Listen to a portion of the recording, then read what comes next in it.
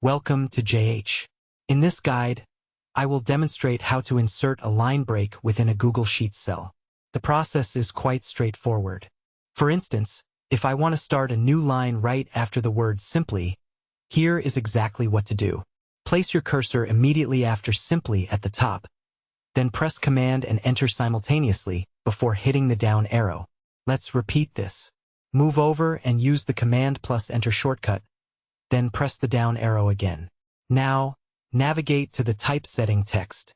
Just like before, press Command and Enter followed by the down arrow. You can perform this action as many times as necessary. For this lorem ipsum section, simply hit Command and Enter. That is the easiest way to add multiple lines inside a single Google Sheets cell. Thanks for watching. If you found this tutorial helpful, please like the video and subscribe to the channel. I look forward to seeing you in the next one.